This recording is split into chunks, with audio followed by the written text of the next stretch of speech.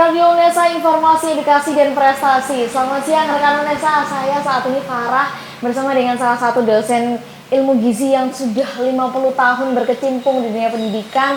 Selamat siang Ibu Rita. Selamat siang. Sehat Ibu? Insya Allah Alhamdulillah, sehat. di tengah kondisi kayak gini, ya Allah Bu. Tetap menjaga gizi ya Bu, satu keluarga. Tetap menjaga kondisi tubuh dengan asupan nutrisi yang baik. Luar biasa, perbincangan kali ini kita akan membahas seputar gizi, nutrisi, dan kaitannya dengan coronavirus yang saat ini sedang musim ya Ibu. Segmen pertama kita akan bertanya mengenai menjaga nutrisi di tengah pandemi. Ibu, seperti kita tahu corona ini adalah satu virus yang bagaimana mengganggu imunitas kita. Jadi kita harus menjaga imunitas kita. Kiat-kiat apa yang harus kita lakukan untuk menjaga imun sesuai dengan gizi dalam makanan kita? Yang pertama yang harus kita perhatikan bahwa makanan kita sehari-hari itu dipastikan telah memenuhi kecukupan gizi untuk kebutuhan kita sehari. Nah, kecukupan gizi kita sehari itu harus mengandung pertama karbohidrat, protein, lemak, vitamin, dan mineral. Zat-zat gizi tersebut harus kita konsumsi dari berbagai sumber yang beragam, berimbang, bergizi, sehat, aman, dan halal. Seperti apa itu Ibu? Sebetulnya banyak makanan-makanan yang sudah kita konsumsi sehari-hari itu pasti mengandung zat-zat gizi tersebut. Hanya yang perlu kita perhatikan adalah bahwa makanan itu harus beragam. Jangan terlalu fanatik pada satu jenis makanan saja. Karena tidak ada satu makanan yang bisa mencukupi semua kebutuhan gizi kita sehari. Kayak misalnya 4 sehat 5 sempurna itu ya Bu, itu sudah mencakup semuanya kah? Ya itu dulu slogan yang lama. Oh, slogan lama, sekarang baru Ibu? Slogan lama, masa 4 sehat 5 sempurna. Yang sempurna itu adalah susu. Yang sebetulnya itu kurang betul. Susu itu adalah salah satu sumber protein. Nah, sekarang ini adalah yang kita sarankan itu adalah beragam dari berbagai jenis, bergizi. Jadi mengandung berbagai unsur gizi tadi yang saya sebutkan ada 5 tadi. Kemudian harus berimbang sesuai kebutuhan kita. Tidak boleh lebih dan tidak boleh kurang. Kemudian harus yang aman, artinya tidak menggunakan bahan-bahan makanan yang tidak diperbolehkan. Kemudian sehat, bahwa bahan-bahan makanan itu dalam kondisi yang bagus dan halal. Ibu, kalau misalnya bagi orang awam ini kan yang tidak begitu paham tentang ilmu gizi ya Bu, masih bingung makanan apa sih yang seharusnya kita konsumsi. Kalau misalnya bisa Ibu memberi contoh, kita harus meningkatkan imun supaya tidak mudah sakit, tidak mudah terjangkit virus corona gitu ya Bu. Makanan apa beragam, misalnya boleh diberikan contoh yang mengandung gizi-gizi tadi Bu? Iya, sebetulnya banyak makanan di sekitar kita yang banyak mengandung gizi yang bisa memenuhi kebutuhan kita sehari, sehingga kita selalu dalam keadaan yang sehat, imunitas kita terjaga. Di antaranya makanan-makanan tersebut adalah makanan yang banyak mengandung protein. Tidak harus bahwa sumber protein itu mahal, tidak harus diperoleh dari daging. Ya. Tahu, tempe yang notabene-nya makanan kita itu sangat bagus sekali. Dan insya Allah terjangkau. Untuk memenuhi kebutuhan protein kita sehari bisa terpenuhi dari tempe, dari tahu yang kita konsumsi, ikan itu juga sangat bagus sekali. Ya. Ibu, ini rekan-rekan Unesa kan salah satunya adalah mahasiswa Unesa kan juga banyak ya Bu yang masih kos gitu. Kadang suka bingung karena ngepasin uang jajan, harus makan yang beragam. Tipsnya apa sih Bu biar bisa nyesuaiin budget? Iya, beragam itu sendiri juga tidak harus mahal kan, prinsipnya kan itu. Sayuran di sekitar kita itu banyak. Jadi ada kangkung, ada bayam, kemudian wortel, yang itu sumber vitamin dan mineral yang sangat bagus sekali untuk meningkatkan imun. Bayam itu banyak mengandung zat besi, kemudian kangkung, wortel banyak mengandung vitamin A. Nah itu kan kita bisa olah dengan berbagai menu yang berbeda, yang bervariasi. Tahu tempe juga kita bisa masak dengan bervariasi. Penyet, nah itu kan murah sekali toh. Enak lagi ya Bu. Nah bisa menghabiskan nasi 2 porsi. Gitu, ya. Betul. Gitu. Jadi selalu kita tanamkan di dalam diri kita bahwa hidup sehat, hidup yang memenuhi gizi itu tidak mesti mahal. Banyak tanaman di sekitar kita yang masih belum termanfaatkan, yang itu banyak mengandung zat gizi. Di antaranya adalah kelor. Nah, kelor ini ya sekarang ini lagi banyak kita sosialisasikan penggunaan kelor. Jadi orang selama ini memandang bahwa kelor itu untuk mengusir setan, ya kan? Orang yang mati dimandikan dengan daun kelor. Nah, padahal kelor itu zat besinya itu lebih tinggi daripada bayam. Ya. Kemudian vitamin C-nya itu lebih bagus daripada jeruk. Ya.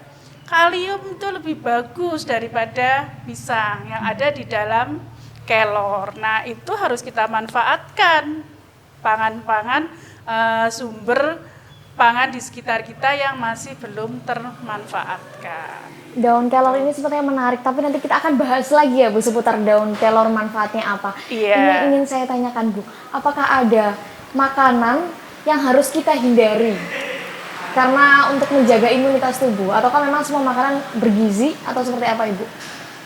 Sebetulnya tidak perlu kita itu menghindari makanan, ya toh. Tergantung kondisi tubuh kita. Misalnya ketika seseorang itu menderita penyakit diabetes, maka tentunya ada beberapa makanan yang harus dihindari. Ketika seseorang itu menderita asam urat, maka ada pula makanan yang harus dihindari. Tetapi ketika tubuh kita dalam keadaan sehat, maka makanan apapun itu bagus. Yang penting itu tadi sesuai dengan kebutuhan tubuh kita. Kemudian berimbang itu, jumlahnya jangan terlalu banyak itu. Ibu, bagi orang yang tidak suka sayur, apa yang harus dilakukan Ibu untuk tetap menjaga kandungan protein, kandungan vitamin yang ada dalam sayur itu Ibu? Tidak suka sayuran, karena beda antara sayur dengan sayuran. Oh, gitu, kalau ya. sayur itu sudah masak, kalau sayuran itu mentah. masih mentah. Jadi bayam, kangkung itu sayuran. Yang tidak suka sayuran biasanya itu anak-anak, ya kan? Kalau kita orang dewasa karena sudah tahu bahwa sayuran itu kita butuhkan sumber vitamin dan mineral yang tentunya bisa meningkatkan imunitas kita, maka kita akhirnya lambat laun belajar dan memaksakan diri untuk mengkonsumsi sayuran. Nah, kalau anak-anak ini yang terkadang masih sulit, ya. Anak-anak pasti tetap tidak mau. Nah, bagaimana pandai-pandainya kita, ibu-ibu ini, untuk membuat sayuran itu dalam makanan kesukaan mereka, gitu. Jadi mereka yang sekarang suka frozen food, ya, misalnya sosis, nugget dan sebagainya itu. Nah, itu kita campur dengan sayuran, ya. Jadi beberapa penelitian mahasiswa bimbingan saya sudah buat nugget dari ikan dan kelor. Kemudian sosis juga ditambahi dengan kelor. Otak-otak ikan juga ditambah dengan kelor. Berarti tidak melulu berupa sayuran hijau yang matang ya Bu? Betul, supaya anak kemudian nggak image bahwa oh ini sayuran saya mesti nggak suka gitu. Menarik ini. Setelah ini kita akan bahas lebih lanjut. Ibu jangan kemana-mana, tetap di Bincang Nesa Bisa. Radio Udasa, informasi, edukasi, dan prestasi masih bersama dengan Ibu Rita. Ibu, lanjut lagi ya Ibu, kita akan membahas seputar rempah-rempah. Ibu kan sebagai pakar gizi ya Ibu. Dan kita tahu Indonesia itu memiliki kekayaan rempah-rempah yang luar biasa. Apa sih Bu manfaat rempah-rempah dan kaitannya dengan imunitas tubuh kita? Iya, banyak manfaat yang bisa diambil dari pemakaian rempah-rempah.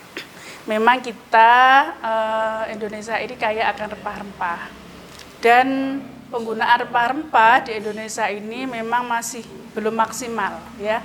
Masih banyak terbatas untuk bumbu, kemudian selama ini juga biasanya dipakai untuk minuman. Nah, sebetulnya di tengah pandemi COVID-19 ini, di mana kita harus meningkatkan imun kita untuk menangkal virus tersebut, maka penggunaan rempah-rempah sangat bagus sekali dan banyak direkomendasi oleh pakar obat herbal. Ya. Rempah-rempah yang bisa meningkatkan imunitas itu diantaranya yang sering kita dengarkan ya, sering kita ketahui juga adalah jahe, ya, kemudian kunyit, temulawak, kemudian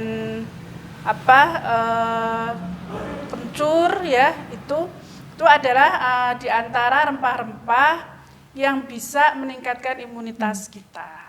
Jadi apakah rempah-rempah itu kemudian kita mau dipakai untuk minuman atau mau dicampurkan ke dalam bahan pemasakan kita, itu sangat bagus sekali dan sudah banyak kita jumpai, baik itu minuman yang langsung, yang fresh ya, atau dalam bentuk instan atau dalam bentuk seperti teh gitu, banyak sekali. Ibu, kalau kita melihat rempah-rempah seperti jahe, temulawak, apakah masing-masing kandungan dari tiap rempah-rempah ini sama?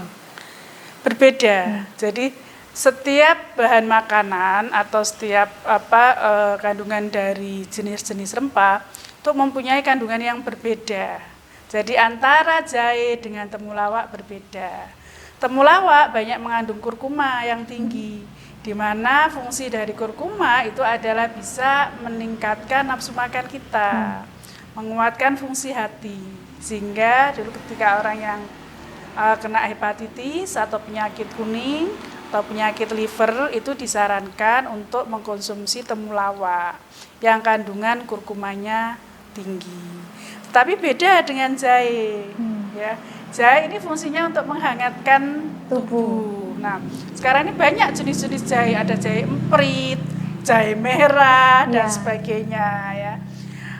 Bentuknya pun beda-beda, ada yang bentuk instan tinggal diseduh, ada yang juga dicampurkan dalam teh yang teh celup, kemudian bisa juga direbus dengan serai yang sekarang ini ya, kan bisa direkom adalah kita minum rebusan serai dengan jahe. Bagi yang kurang diabetes nggak perlu ditambahi gula, itu sangat bagus sekali, menghangatkan tubuh, badan menjadi enak, tidur menjadi nyenyak, imunitas kita meningkat, ya kan? Kalau tidur enak, tidak stres kan imunnya meningkat. Ya. Ibu, berarti memang minuman-minuman yang mengandung rempah-rempah itu sebenarnya memang benar-benar meningkatkan imunitas tubuh.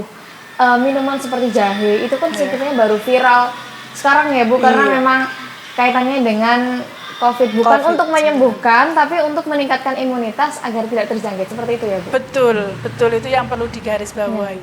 Tidak untuk menyembuhkan, tetapi untuk mempertahankan daya tubuh kita atau imunitas kita supaya tidak sampai turun, supaya dalam keadaan sehat. Gitu. Perlu digarisbawahi ya Ibu? Iya itu ya.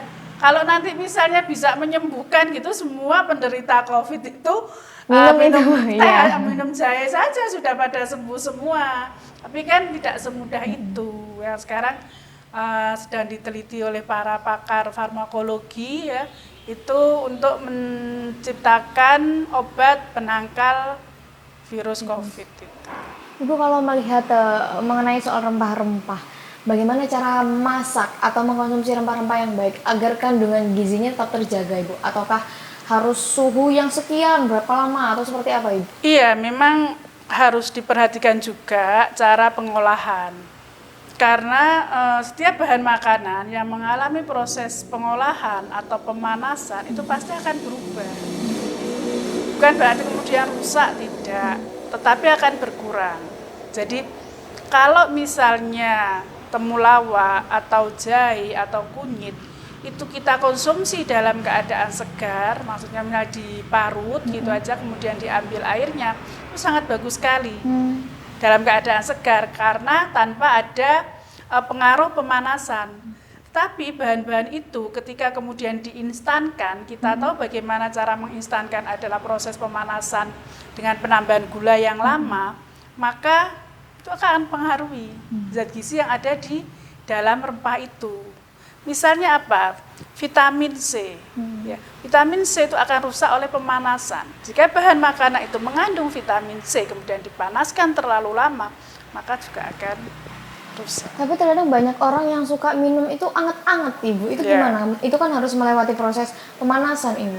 Iya, memang itulah sekarang kembali lagi kan, daripada tidak mengkonsumsi, kemudian dia lebih suka minum hangat, ya tidak apa-apa. Paling tidak kan masih menerima asupan vitamin itu yang ada di dalam minuman. Daripada tidak. Iya, berarti memang ternyata secara fresh langsung diminum, diserut gitu ya, Bu, nggak apa-apa ya, Bu?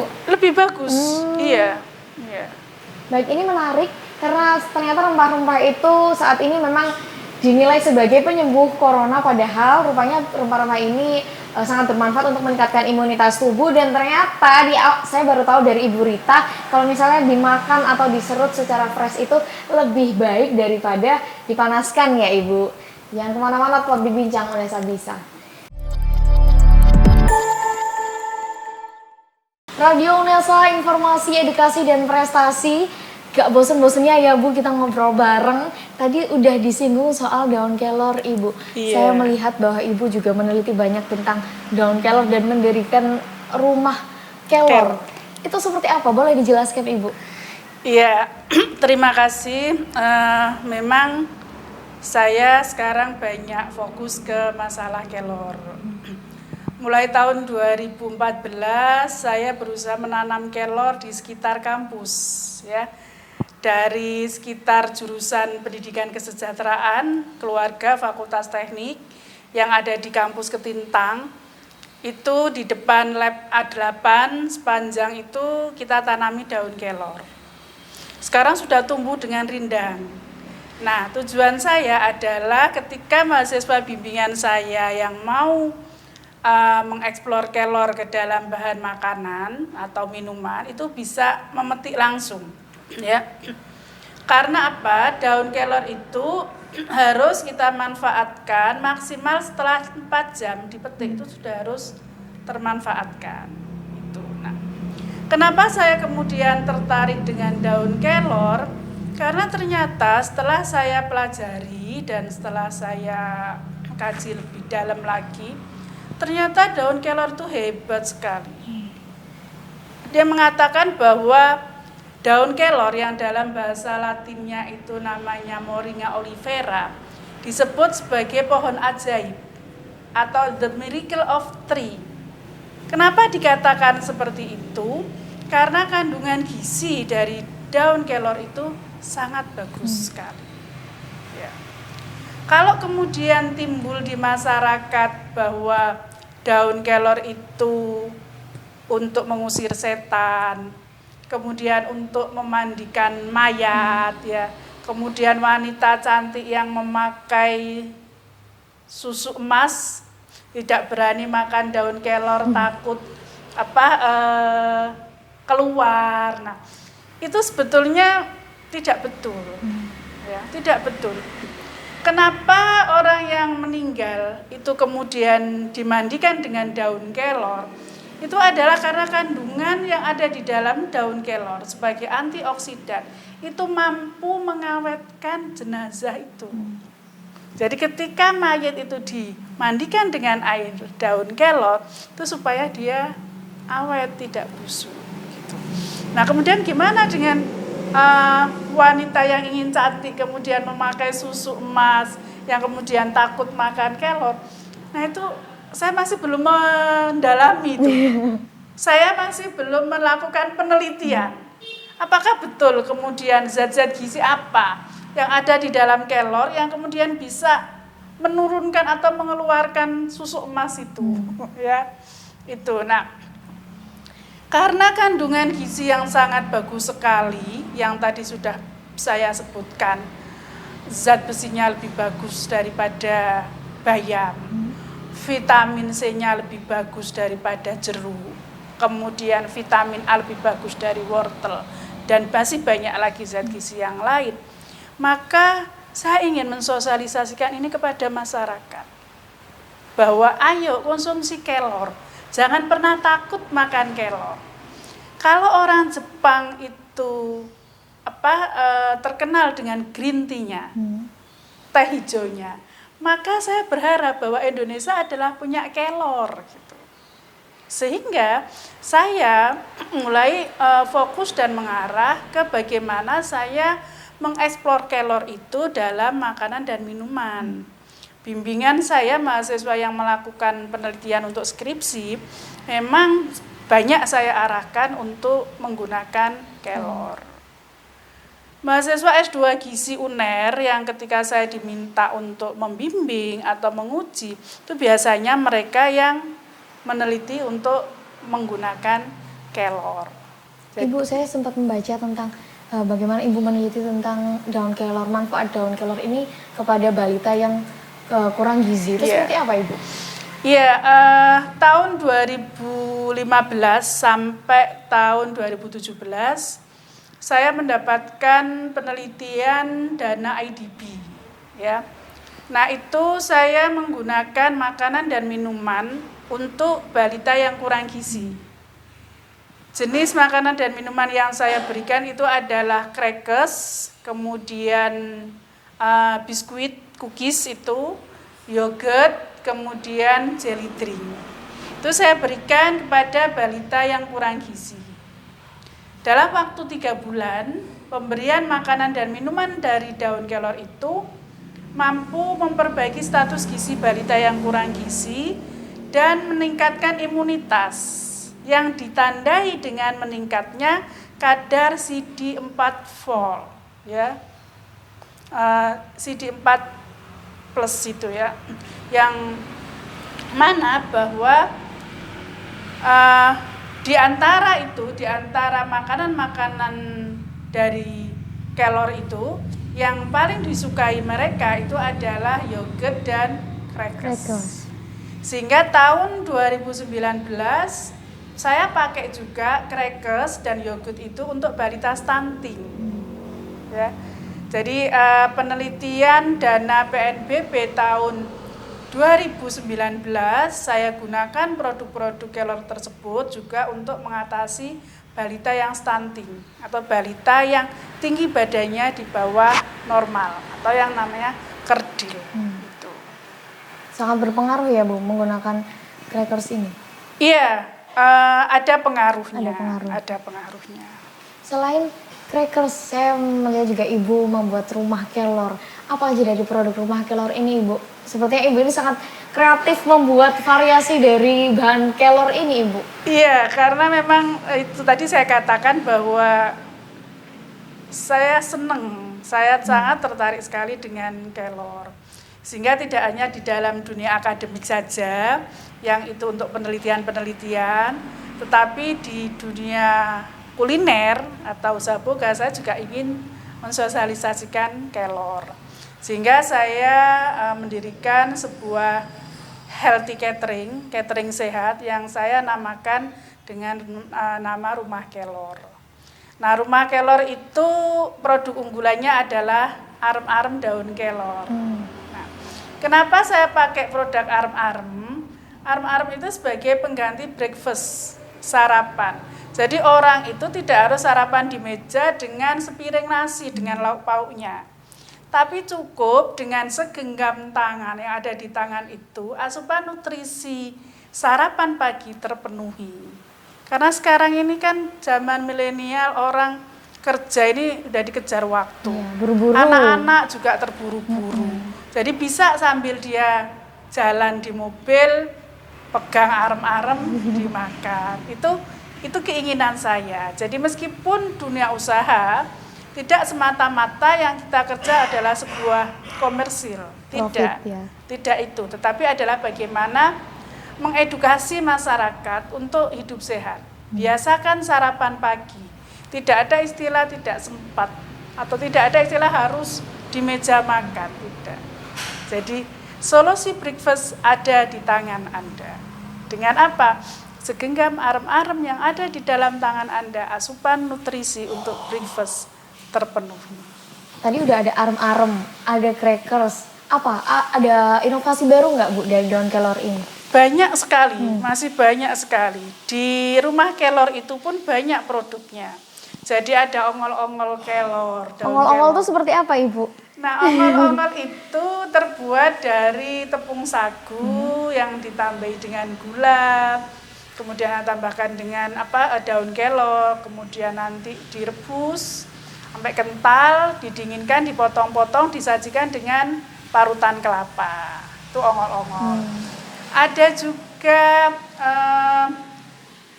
rempeyek daun kelor. Ya, sudah ada. Kerupuk dari daun kelor kita punya, rengginang dari daun kelor ada juga.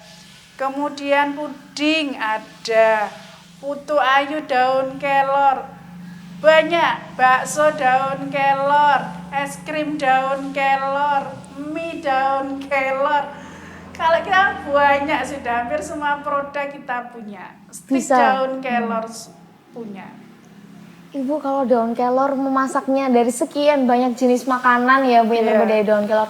Apakah ada syarat atau ketentuan tersendiri untuk memasak daun kelor supaya tetap gizinya ada, seperti apa Ibu? Iya, jadi tadi saya sampaikan bahwa 4 jam daun kelor itu setelah dipetik harus diolah. Ya. Kemudian cara pengolahannya adalah tidak perlu lama. Jadi kemudian apinya juga tidak terlalu tinggi supaya tidak rusak zat-zat gizi yang ada di dalam kelor. Biasanya kalau secara konvensional turun-temurun secara sederhana itu daun kelor dibuat seperti sayur bening. Ya, itu. Ya benar. Ya, biasanya kan? saya makannya itu soalnya. Oh gitu ya. Jadi sayur bening daun kelor sama botok, tahu tempe, lam torogung enak sekali ya. Nah, pada saat kita masak daun kelor, maka usahakan dalam keadaan air yang sudah mendidih baru dimasukkan, tambahkan dengan bahan lain plus bumbu-bumbu. Kemudian nggak usah terlalu lama direbusnya, diangkat.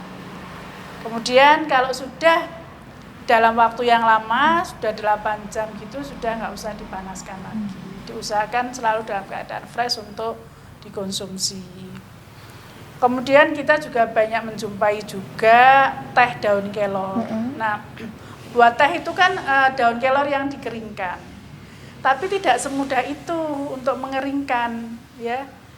Dari penelitian yang pernah dilakukan, ada pusat kelor yang ada di Blora dan saya pernah mengunjungi ke sana. Saya ajak mahasiswa bimbingan saya yang sedang penelitian untuk skripsi tentang kelor, saya ajak ke sana. Dari hasil uji coba yang sudah dilakukan itu, bahwa suhu yang bagus untuk mengeringkan daun kelor itu adalah suhu 40 derajat Celcius yang itu dilakukan selama 3 hari. Dengan cara dibalik-balik. Nah, itu baru kering. Itu 40 derajat Celcius itu seperti suhu apa Ibu?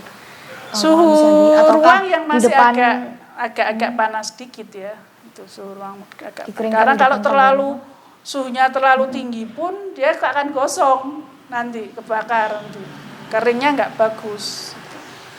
Baik Ibu, tadi seputar daun kelor sudah banyak banget manfaatnya. Ada kandungannya ternyata melebihi dari sayur-sayuran lain juga. Dan juga bisa diolah dari berbagai macam bentuk ya Bu. Seperti crackers, ada lagi ongol-ongol. Dan juga yang jadi produk utama apa tadi Ibu? Arem-arem, luar biasa. Jadi buat rekan UNESA yang penasaran dengan manfaat daun kelor ini seperti apa, bisa langsung dicoba ya Ibu?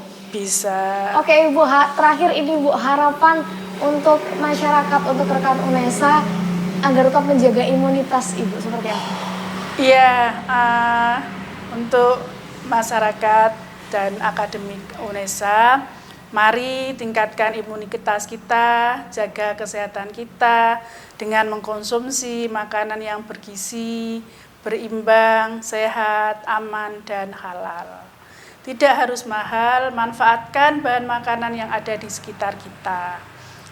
Dan pandai-pandailah memilih bahan makanan yang bagus untuk meningkatkan imunitas. Di antaranya apa? Adalah penggunaan rempah-rempah, penggunaan sayuran yang ada di sekitar rumah kita. Belilah makanan yang dalam keadaan segar dan dalam keadaan yang bersih. Saya kira itu. Terima kasih. Baik Ibu, terima kasih banyak perbincangan kita siang ini. Menarik, ternyata banyak manfaat yang didapatkan. Semoga juga apa yang disampaikan oleh Ibu Rita juga benar-benar diterima oleh rekan UNESA. Radio UNESA, informasi, edukasi, dan prestasi. Terakhir Ibu ya, sebelum penutup monggo ditunjukkan produk dari berbahan dasar daun kelor ini Ibu. Ya, ini adalah salah satu produk dari daun kelor, yaitu krekes dari daun kelor. Krekes dari daun kelor ini sudah pernah saya gunakan untuk penelitian untuk anak yang kurang gizi maupun anak yang stunting. Untuk anak yang kurang gizi sudah terbukti mampu meningkatkan imun dengan meningkatnya kadar CD4+. Nah, kemudian sekarang di musim pandemi COVID-19 ini, salah satu yang akan diberikan untuk tenaga medis ini adalah Moringa Krekes ini yang akan didistribusikan melalui UCC, unit Crisis Centernya UNESA. Mudah-mudahan bermanfaat dan barokah untuk semua. Amin. Dan mudah-mudahan ke depan nantinya akan memunculkan lagi produk-produk inovatif berbahan daun kelor yang itu akan terbukti dengan hasil-hasil penelitian penggunaannya. Baik, terima kasih atas supportnya. Terima kasih banyak ya Ibu, Yeah. sangat bermanfaat sekali. Semoga bisa dimanfaatkan dengan baik oleh rekan UNESA. Kalau gitu kami pamit. Terima kasih, sampai jumpa di Bincang UNESA Bisa selanjutnya.